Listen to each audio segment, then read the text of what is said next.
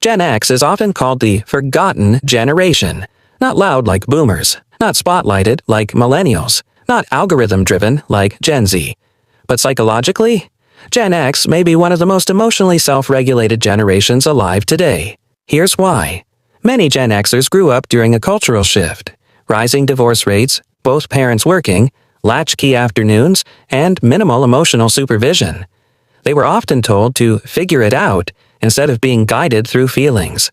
That early independence did something powerful to the nervous system. It trained self-reliance. When you learn early that comfort isn't always available, your brain adapts. You become resourceful. You solve your own problems. You don't panic easily. You don't expect rescue. But that adaptation has layers. Gen X developed what psychologists call emotional self-containment. They process internally. They don't overshare.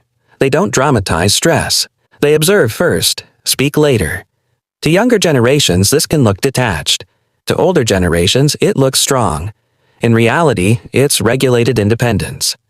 Gen X tends to value competence over attention, privacy over performance, loyalty over popularity.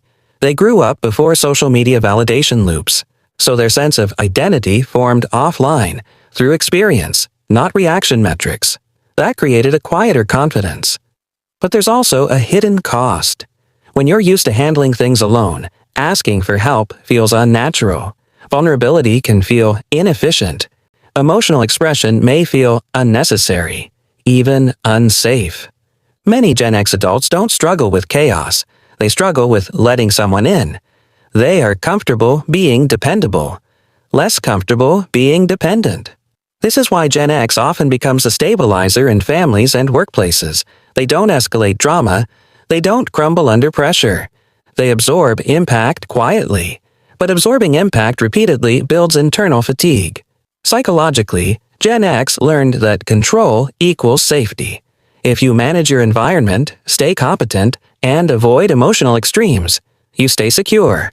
This created resilience, but it also created emotional compression.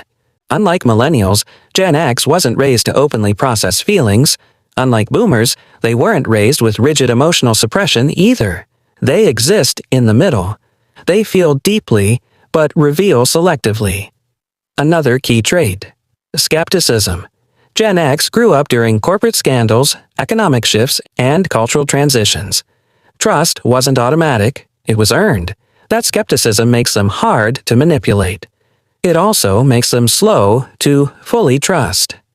And then there's the loneliness paradox. Gen X doesn't need constant connection. They don't require constant validation. But long-term emotional independence can quietly limit intimacy. Not because they can't connect, because they don't always express the need to. Yet beneath that independence is a powerful psychological strength: adaptability. Gen X transitioned from analog to digital, from landlines to smartphones, from privacy to hyperexposure culture, and they adapted without losing core identity. That's rare. They are independent, but not fragile. Private, but not cold. Skeptical, but not closed-minded. The psychology of Gen X isn't loud. It's steady. It's the nervous system of someone who learned early. If I can rely on myself, I'll be okay. And in many ways, they are. But here's the quiet truth. Even the most self-reliant nervous system still needs connection. Even the strongest stabilizer deserves support. Gen X may not ask for it, but psychologically, they've earned it.